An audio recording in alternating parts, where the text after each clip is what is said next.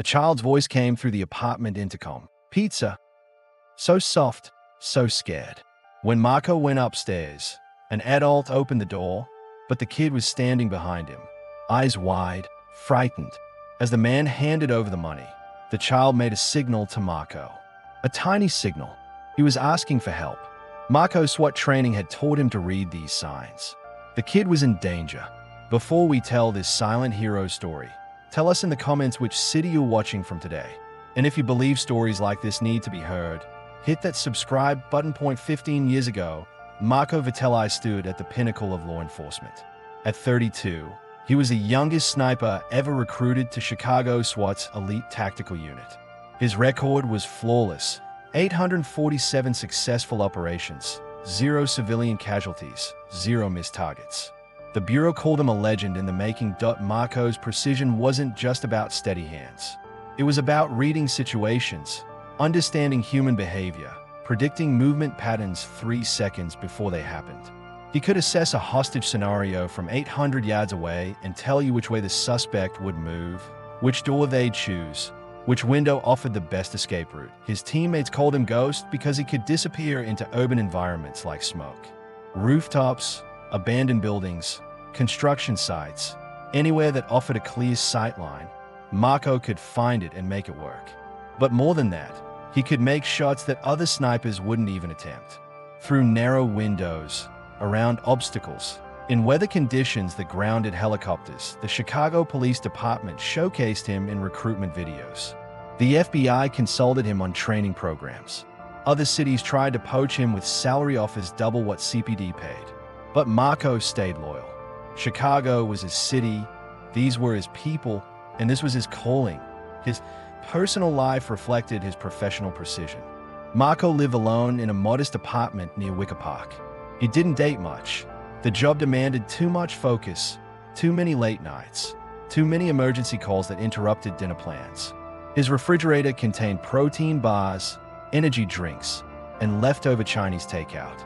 His closet held 2 types of clothing, tactical gear and civilian clothes that looked like tactical gear, but Marco was content. He had found his purpose in life, and that purpose was protecting innocent people from those who would harm them. The night that changed everything started with what should have been a routine operation.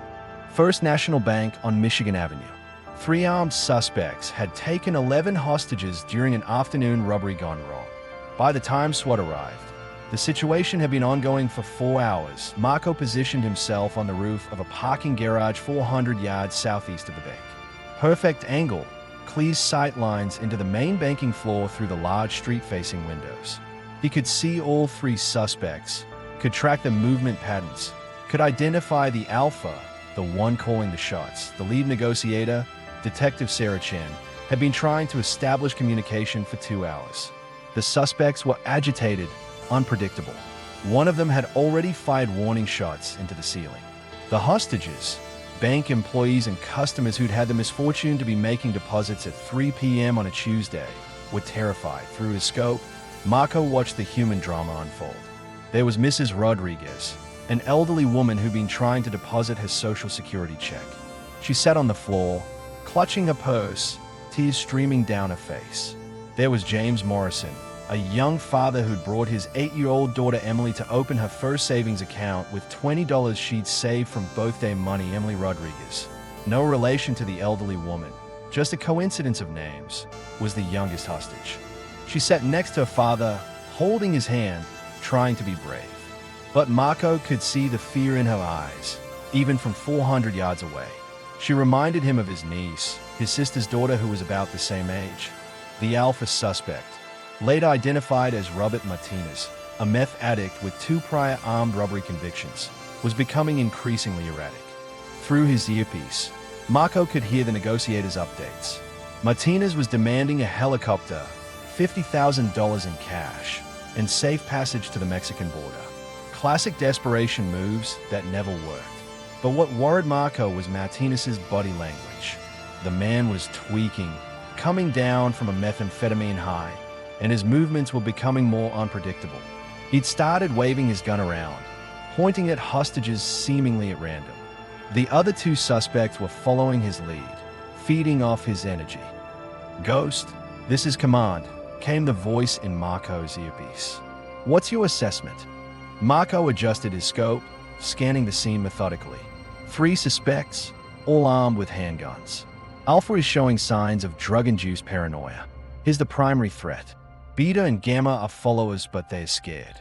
I have clear shots on all 3 targets. Hostage status: 11 total. All appear uninjured but traumatized. Biggest concern is the little girl. She's closest to Alpha, about 3 feet away. If he snaps, she's in immediate danger. Marco had made this assessment hundreds of times before. Identify threats, evaluate risks, calculate angles, wait for the order. But something felt different this time. Maybe it was the little girl. Maybe it was the father's desperate attempt to shield her with his body. Maybe it was the way Emily kept looking toward the window, toward hope, toward rescue. Ghost, we are going to try one more negotiation round. If that fails, you'll have green light for Alpha.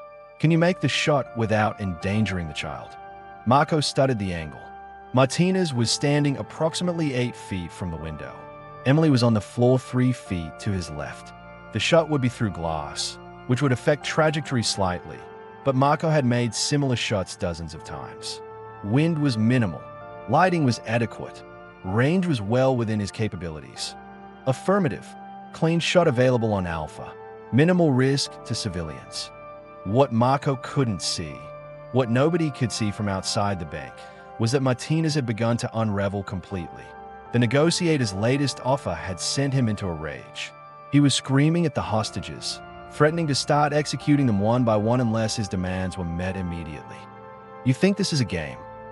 Martinez yelled at the hostages. You think I won't do it? He grabbed Emily Rodriguez by the arm, pulling her up from the floor.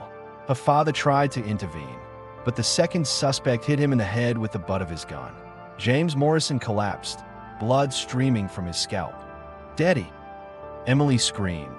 Through his scope, Marco saw Martinez drag the little girl toward the window.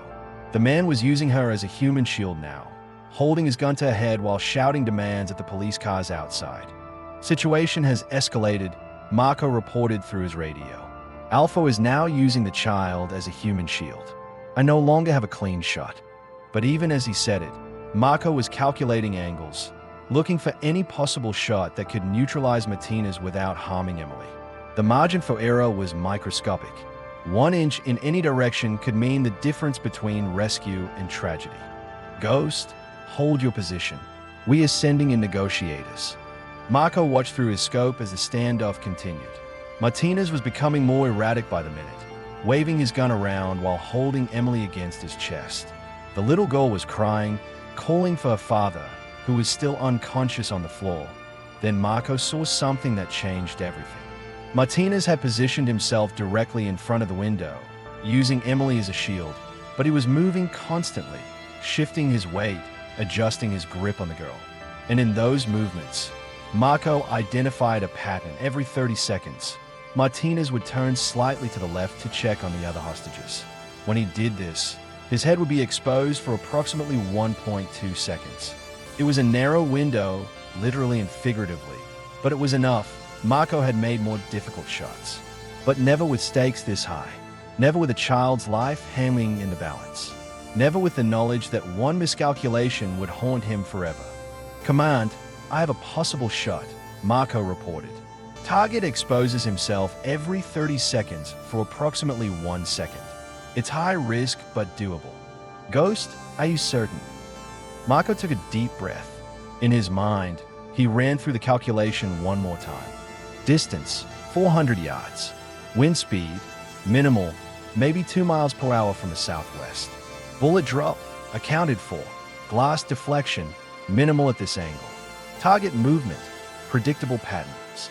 I'm certain, he said, the seconds ticked by like hours.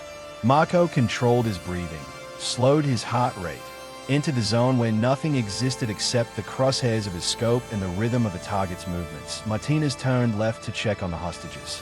Marco had his shot dut. He pulled the trigger. The bullet traveled 400 yards in less than half a second. It shattered the bank's window and struck Martinez in the head, killing him instantly. But in that same half second, something went wrong. Maybe it was the sound of breaking glass. Maybe it was some survival instinct. Maybe it was just terrible timing. But at the exact moment Marco's bullet found its target, Emily Rodriguez moved. She had been struggling against Martinez's grip, trying to break free to run to her father. As Martinez fell, Emily stumbled forward, directly into the path of the bullet that had been meant to save her. The shot that was supposed to end the crisis instead created a nightmare. Emily Rodriguez, 8 years old, died instantly from the sniper's bullet that was meant to be her salvation. The bank was secured within minutes. The other 2 suspects surrendered without resistance. 10 hostages were rescued unharmed. But none of that mattered. Marco had taken a perfect shot and killed an innocent child. The investigation that followed was thorough but predictable. The shooting was ruled justified. Marco had followed proper procedures, had command authorization, and had acted to save lives in an impossible situation. The bullet trajectory analysis confirmed that Emily's movement had been unpredictable and unavoidable, but Marco knew the truth that the reports couldn't capture. He had pulled the trigger. His bullet had killed that little girl. All the justifications and investigations in the world couldn't change that fundamental fact. Marco attended Emily's funeral. He sat in the back, watching James Morrison bury his daughter while her mother, divorced from James but present for the service, sobbed uncontrollably in the front row. Marco wanted to approach them, to explain, to apologize, to take responsibility. But his lawyer and the department had advised him to maintain distance. Any communication could be seen as an admission of liability. Marco sat in silence, watching a father say goodbye to his daughter, knowing that his own hand had caused this grief. 2 weeks after the funeral, Marco submitted his resignation from Chicago PD. He turned in his badge, his service weapon, and his tactical equipment. He cleaned out his locker, said goodbye to his teammates, and walked out of the police station for the last time. His captain, Detective Ray Murphy, tried to convince him to stay. "This wasn't your fault, Marco. You saved 10 lives that day." "I took one," Marco replied. "The one that mattered most. She was going to die anyway. Martinez would have killed her. Maybe, but I'm the one who actually did it." Marco left Chicago entirely. He couldn't handle seeing the city he'd sworn to protect, couldn't walk the streets where Emily Rodriguez should have been growing up, going to school, playing with friends. He drove west until he ran out of money, and that happened to be in Denver, Colorado. For 6 months, Marco drifted. He had some savings, enough to live on for a while, but he had no purpose, no identity, no reason to get up in the morning. He spent most days in his small apartment, replaying that moment over and over, wondering what he could have done differently. He went to therapy, as mandated by his police pension benefits. Dr. Susan Mitchell, a trauma counselor who specialized in first responders, tried to help him process the guilt and find a way forward. "You made a split-second decision in an impossible situation," she would tell him. "You were trying to save a child's life." "I killed a child," Marco would respond. "That's all that matters." Dr. Mitchell introduced him to other first responders who had experienced similar traumas. Firefighters who'd lost people in building collapses. Paramedics who'd been unable to save accident victims. Police officers who'd made split-second decisions that resulted in unintended consequences. But Marco couldn't connect with their experiences. In his mind, his situation was different. He had been the best. He had never missed. He had never failed. Until the moment when perfection mattered most. After 6 months of unemployment and therapy, Marco realized he needed to work. Not because he needed the money, his police pension and savings could support him for years, but because he needed to move forward. Even if he couldn't move on, he saw the job posting at Papa Luigi's Pizza almost by accident. He was walking past the restaurant, noticing the help wanted sign in the window, when something clicked. Pizza delivery was perfect for him. It required no qualifications, no background checks, no questions about his past. He could disappear into anonymity, become just another working person trying to make a living. Luigi Marconi, the restaurant's owner, was a 60-year-old Italian immigrant who asked only 2 questions during the interview. "Do you have a car? And can you work nights?" When Marco answered yes to both, Luigi hired him on the spot. "People always hungry," Luigi said in his broken English. "Especially at night. You deliver pizza, you make people happy. Simple job, good job." Marco started the next day.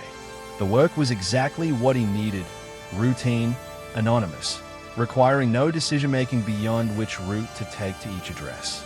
He delivered pizzas to college students studying for exams, to families having movie nights, to late-shift workers who needed hot food during their breaks. Nobody asked questions about his past.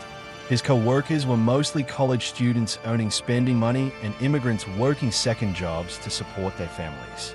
They called him Marco and accepted him as just another guy trying to make ends meet. The routine became Marco's salvation. Clock in at 5 p.m., check the delivery assignments, load the car with insulated bags, drive the familiar routes through Denver's neighborhoods. No life or death decisions, no tactical assessments, no weapons, just pizza boxes and GPS directions. But Marco's SWAT training wasn't something he could simply turn off. Even as a pizza delivery driver, he found himself automatically scanning environments, noting exit routes, observing human behavior patterns. It was muscle memory ingrained after years of tactical operations. Duddy noticed which neighborhoods had higher crime rates based on the number of security cameras and reinforced doors. He could identify drug deals happening on street corners, domestic disputes behind apartment windows, suspicious vehicles that didn't belong in residential areas, but he never acted on these observations. He was no longer a police officer. He was just a guy delivering pizza, and that's all he wanted to be. For 2 years, Marco maintained this routine. He became a reliable, if unremarkable, member of Papa Luigi's delivery team. He showed up on time, handled his routes efficiently, and collected his modest paycheck every 2 weeks. It wasn't the life he'd planned, but it was the life he felt he deserved. The call that changed everything came on a rainy Tuesday night in October. It was 9:47 p.m., and Marco was finishing his shift when a new order came in.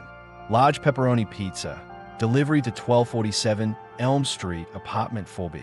The caller had been a child, which wasn't unusual. Kids often called to order pizza for their families, but something about this call bothered Marco. The child's voice had been very quiet, almost whispering. The address was in a neighborhood that Marco knew well, but not one where he'd expect a child to be ordering pizza alone so late at night. Marco loaded the pizza into his delivery bag and drove to Elm Street. The apartment building was a rundown 3-story structure with poor lighting and a broken intercom system. Marco had to be buzzed in by someone already in the building. Duddy climbed to the 4th floor, noting the worn carpets and the smell of cigarette smoke in the hallways. Apartment 4B was at the end of the corridor. Marco knocked on the door. "Who is it?" came a man's voice from inside. "Pizza delivery," Marco replied. There was a long pause. Then a child's voice, very softly. "Pizza." Something in that voice made Marco's chest tighten. It was scared.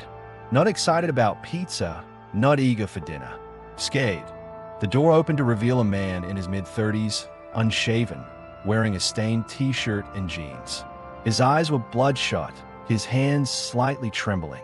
Behind him, partially hidden, was a young boy who looked to be about 7 years old. Marco's trained eyes immediately cataloged the details. The man was agitated, possibly under the influence of drugs or alcohol. The apartment behind him was dimly lit, but Marco could see overturned furniture, scattered papers, signs of a struggle or disturbance. Most importantly, the child had visible injuries. A bruise on his left cheek, a cut lip, and he was holding his arm in a way that suggested it might be injured. "How much?" the man asked, his voice carrying an edge of impatience or aggression.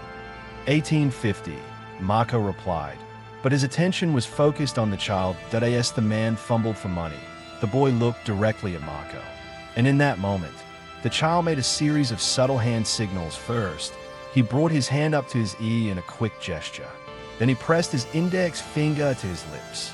Finally, he held both hands up in front of his chest, palms facing outward. Marco recognized these signals immediately. During his SWAT training, he'd learned to read nonverbal distress signals that hostages or victims might use when they couldn't speak freely. The hand of the ear meant listen. The finger to the lips meant be quiet or don't let him know. The palms outward meant help me. The child was telling Marco that he was in danger and needed help, but that Marco needed to be careful not to alert the man who was obviously his captor. Marco's training kicked in immediately, but he forced himself to remain calm and act natural. This was not a tactical situation where he could call for backup and wait for a coordinated response. This was a child in immediate danger, and Marco was the only one who could help. "Here you go," the man said. Holding out a $20 bill, Marco took the money and made change. But he was buying time, trying to assess the situation and figure out his next move. "You know what?" Marco said. "I think there might be something wrong with this pizza. The box feels kind of light. Let me just check to make sure you got everything you ordered." The man looked annoyed. "It's fine. Just take your money and go." But Marco had already opened the pizza box, pretending to inspect the contents. In reality, he was stalling, trying to get more information about what was happening in the apartment and whether there were other people involved. During this brief delay, the child whispered something so quietly that only Marco could hear it. "Help me." That was all Marco needed. Years of tactical training had taught him to trust his instincts and act decisively when innocent lives were at stake. But this wasn't a SWAT operation. He had no backup, no weapons, no tactical equipment. He was just a pizza delivery driver facing what appeared to be a kidnapping or child abuse situation, but he was also a highly trained former police officer who had sworn an oath to protect innocent people. That oath hadn't expired when he turned in his badge. "Sir," Marco said calmly, "I need to ask you to step back from the child." The man's demeanor changed instantly. "What?" "The boy has told me he needs help. I can see that he's been injured. I'm going to need to call the police." Marco already had his phone out, but the man reacted aggressively, trying to grab the phone and push Marco away from the door. Marco's SWAT training took over. Without thinking, he blocked the man's grab, secured him with a control hold, and pushed him back into the apartment while simultaneously pulling the child to safety behind him. "Call 911, Marco told the boy. "Tell them there's an emergency at 1247 Elm Street, apartment 4B. The man tried to fight back, but Marco easily controlled him using techniques he'd learned in police tactical training. Within 2 minutes, he had the situation completely under control. The man was subdued, the child was safe, and police sirens were approaching from outside. Denver police arrived within 4 minutes of the 911 call. Marco identified himself as a former Chicago SWAT officer and explained what he'd observed and how he'd intervened. The responding officers separated everyone involved and began conducting their investigation. What they discovered was worse than Marco had initially realized. The child, Tommy Martinez, had been abducted by his mother's ex-boyfriend 3 days earlier during a custody dispute that had turned violent. The man, Robert Stone, had a history of domestic violence and had threatened to hurt the child to get revenge against Tommy's mother. Stone had been holding Tommy prisoner in the apartment, physically abusing him and threatening to kill him if his mother went to the police. The pizza order had been Tommy's desperate attempt to get help. He'd hoped that somehow, someone would realize he was in danger. Detective Maria Santos, the lead investigator, interviewed Marco extensively about his intervention. "How did you know the child was in distress?" she asked. "He used hand signals," Marco explained.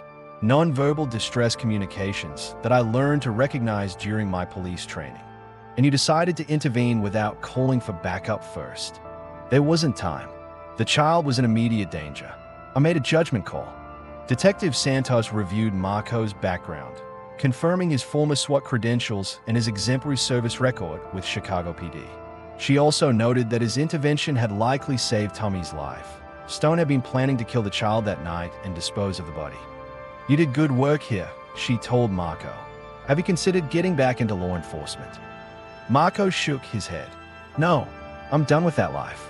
But even as he said it, Marco felt something he hadn't experienced in over 2 years. The satisfaction of helping someone, of making a difference, of using his skills for good. The local news media picked up the story. Pizza delivery driver saves kidnapped child. But the reports focused on Marco's heroic intervention without delving into his background or his reasons for leaving police work. Papa Luigi was proud of his employees' actions, but he was also concerned about the implications. "You were police," Luigi said when Marco returned to work the next day. "Why tell me?" "It's in the past," Marco replied. "I just deliver pizza now." "But you saved that boy. You hero." Marco shook his head. "I'm not a hero. I just did what anyone would do." But Luigi knew better. Over the following weeks, he noticed changes in Marco. His employees seemed more alert, more engaged with his surroundings. He was still reliable and professional, but there was something different about him, a sense of purpose that hadn't been there before. 3 months later, Another incident occurred during one of Marco's deliveries. This time, it was a domestic violence situation where a woman was being beaten by a boyfriend. Marco heard the disturbance from the hallway, recognized the signs of escalating violence, and called police while positioning himself to intervene if necessary. 6 months after that, Marco noticed a child who appeared to be lost and wandering alone in a dangerous neighborhood late at night. He stopped his delivery, approached the child carefully, and discovered that the boy had run away from an abusive foster home. Marco stayed with the child until social services arrived and ensured he was placed in a safe environment. Papa Luigi started to understand that Marco wasn't just a pizza delivery driver who occasionally helped people. He was a protector, someone who couldn't help but notice when others were in danger and who felt compelled to act. You know, Luigi said one evening as Marco was finishing his shift, maybe you think about going back to police work. No, Marco said, that part of my life is over. But you're good at helping people. You have gift. Marco thought about Emily Rodriguez, about the shot that was supposed to save her, about the funeral he'd attended, about the guilt that still kept him awake at night. I made a mistake once, he said. A bad one. Someone died because of me. Luigi nodded slowly. We all make mistakes. But you save people now. That boy, that woman, that lost child. You save them. It's not the same thing. Maybe not. But maybe God give you this job, delivering pizza, so you be in right place when people need help. Maybe this your real job now. Marco had never thought about it that way. In his mind, he was just a failed police officer trying to live a quiet life. But maybe Luigi was right. Maybe his real purpose wasn't to be a SWAT sniper or even a regular police officer.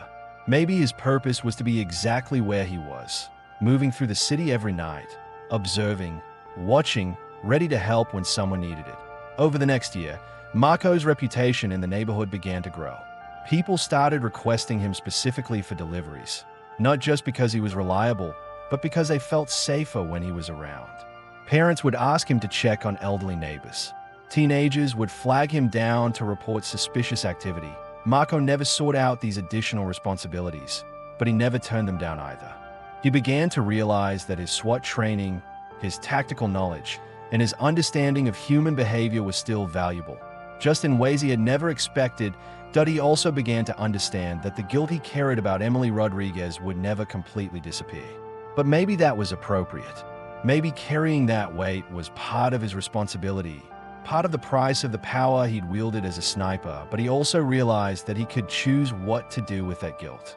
He could let it destroy him, or he could use it as motivation to help others, to be better, to make different choices. Tommy Martinez, the boy he'd saved from Robert Stone, stayed in touch with Marco through his mother. Tommy would sometimes visit Papa Luigi's restaurant with his mom, and Marco would make sure to say hello.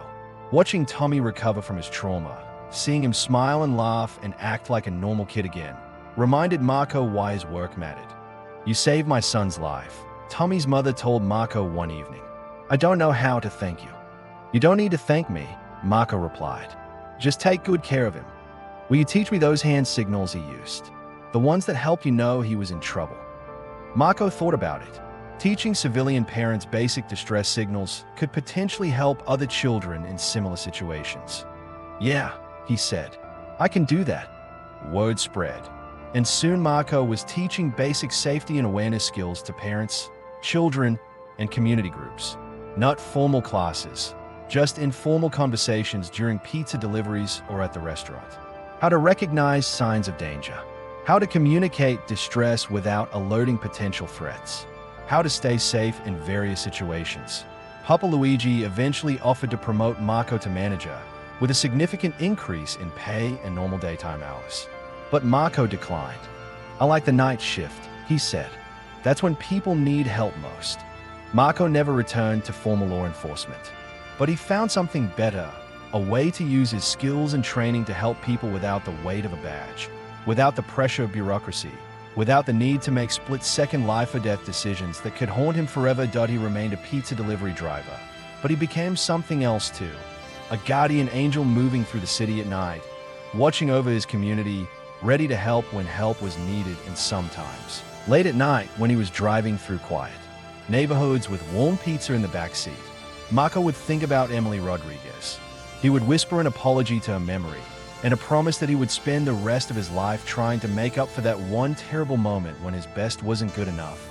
But he would also think about Tommy Martinez and the woman he'd helped escape domestic violence, and the lost child he'd reunited with his family, and all the other people he'd been able to help simply by being in the right place at the right time with the right skills and the willingness to act. Marco Vitelli, former SWAT sniper, current pizza delivery driver, neighborhood protector. Sometimes the most important work happens when nobody's watching, when there are no cameras or reporters or award ceremonies.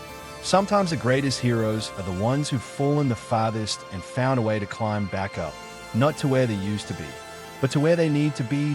So I ask you, have you ever met someone like Marco? Someone who carried their past in silence, never asking for recognition, but ready to step up when someone needed help? Write their name in the comments, share their story. Because here at The Human Stories, we believe the most powerful stories don't shout, they wait. Thank you for watching. If this story touched you, subscribe, share, and help us keep these voices alive. We'll see you in the next one.